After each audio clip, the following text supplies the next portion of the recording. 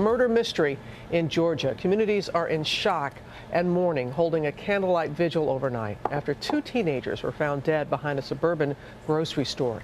ABC's Steve Osunsami is in Roswell, Georgia, with the latest. Good morning, Steve. Good morning to you, Robin. We're at the high school of one of the murdered teens, and as students here return to classes here, investigators struggle with what to tell them. This morning, families in suburban Atlanta are worried for their children, with police now saying that the two 17-year-olds found dead behind a grocery store were murdered. Well, it's very scary. You want to think that your kids are safe at all times, but you just don't ever know. Police say a delivery driver found the bodies of Natalie Henderson and Carter Davis near two vehicles early Monday morning. Investigators are now looking at video from surveillance cameras aimed at the parking lot where they were found, hoping for clues. It is obvious that both suffered head trauma. The medical examiner says each of them died from a single gunshot wound to the head. For now, police say it wasn't drugs or suicide, but are calling this a relationship-based killing.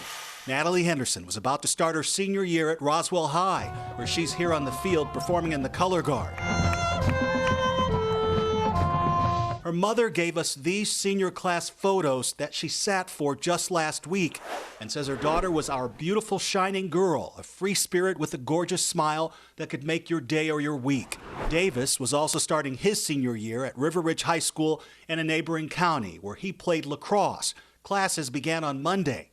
It's devastating when you're so excited about all of your kids coming back to school, and then you find out on the first day that something like this happens.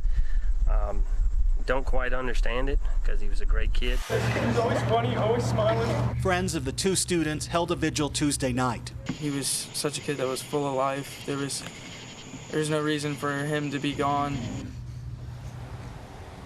This should be an exciting time for students with the beginning of the school year, but instead, we're told there will be grief counselors available at both high schools this morning.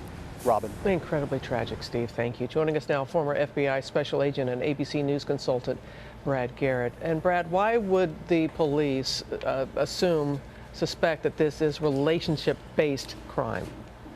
Think about location and that they had to be drawn to that particular place behind the grocery store, Robin. So it appears to me this is a setup to bring them there and that they know the person or persons in some form or fashion.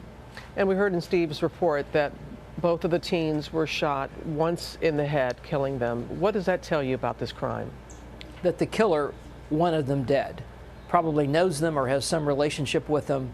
So I think that's clearly the purpose of this, and perhaps there's a revenge and or send a message factor to this. And the surveillance video that they're pouring over, hopefully that's going to give them some sort of idea of who did this. Robin, it should give them actually the moving parts.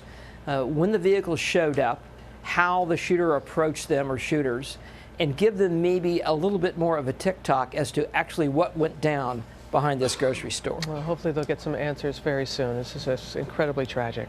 All right, Brad, thanks.